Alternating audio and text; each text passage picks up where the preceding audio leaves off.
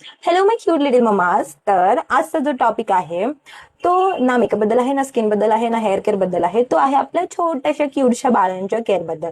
Yes, तर तुम्ही सुद्धा नोटीस केलं असेल ना की लहानपणी जेव्हा आपल्याला बाळ होतं ते इतकं सुंदर असतं, इतकं गोंडस असतं, इतकं गोरं गोरं असतं आणि कालांतराने त्याच्या स्किनमध्ये चेंजेस होत जातात. ते कोणत्याही कारणामुळे असू दे, पण बेबीच्या स्किनमध्ये चेंज होत जातात आणि बेबीची स्किन टॅन होत जाते. बट विदिन अ टाइम जर तुम्ही बेबीची प्रॉपर काळजी घेतली तर बेबीचा जो नॅचरल कलर असतो तो मेंटेन राहू शकतो. आपण काय करतो, आपण एक चूक करतो, आपण बेबीवरती सॉलिड हार्श केमिकल वाले प्रोडक्ट यूज करतो. म्हणजे की आपण साबण यूज करतो. साबण सुद्धा सॉलिडिफाय होण्यासाठी त्याच्यामध्ये खूप सारे केमिकल्स यूज केले असतात, तेव्हा तो इतका म्हणजे स्ट्रॉंग होतो ना साबण. त्याला होल्ड राहायला म्हणजे होल्ड राहतो साबणाचा, म्हणजे तो बार असतो ना एक.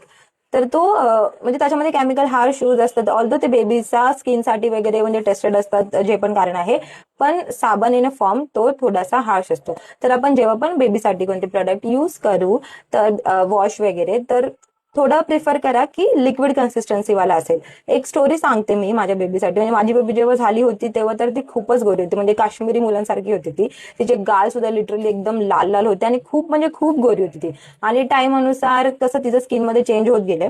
आणि एकदा आम्ही रिसॉर्टला गेलो आणि त्या रिसॉर्टचं पाणी इतकं घाण होतं की माझ्यासोबत जे अजून पण दुसरे मम्मी झालेले, त्यांचे बेबी झालेले, त्यांची तर पूर्ण स्किनची एवढी वाट लागली ना, पूर्ण चेहऱ्यावर फोड्या, नाकावर फोड्या, हाताला एलर्जी, पायाला एलर्जी. माझ्या बाबूला ना मी एवढं टी शर्ट घातलं होतं, तर इथूनचा इतका जो भाग आहे म्हणजे रेस्ट ऑफ द बॉडी, म्हणजे जेवढी तिची बॉडी ओपन होती, तो म्हणजे इतका काळपटलेला, इतका काळपटलेला, म्हणजे असं वाटत होतं की हा पार्ट कोणा वेगळाच आहे आणि हा पार्ट कोणा वेगळाच आहे.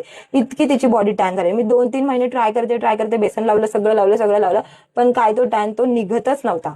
मग मी असंच ऑनलाईन प्रोडक्ट सर्च करत होती की काय असेल का, म्हणजे या घरेलू नुसके सुद्धा ट्राय करत होती की म्हणजे माझा बेबीचा जो टॅन ऍटलीस्ट टॅन तरी निघून गेला पाहिजे. तर मला सर्च करता करता इंटरनेटवर ह्या ब्रँड बद्दल कळालं.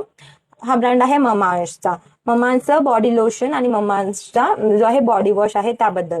तर खरंच मी हा यूज केला आहे, माझं बॉडी वॉश आणि बॉडी लोशन सुद्धा. आणि हे नवीन बॉटल्स मी ऑर्डर केलं आहे. म्हणजे हा इतका चांगला ब्रँड आहे ना, म्हणजे माझी बेबीची स्किन सुद्धा इव्हन टोन झाली, कोणती रॅशेस, अलर्जी नाहीये, स्किन ग्लो करते. स्किनचा जो आहे बेबीचा नॅचरल मॉइश्चर जो आहे तो सुद्धा मेंटेन राहतो. आणि खरंच खूप चांगले. कोणत्याही कारणामुळे जर तुमच्या बेबीचा नॅचरल स्किन कलर डल होत असेल या झाला असेल किंवा तुम्हाला तो रिगेन करायचा असेल, तर तुम्ही ह्या प्रॉडक्टला एक ट्राय तर नक्कीच दिला पाहिजे. थँक्यू.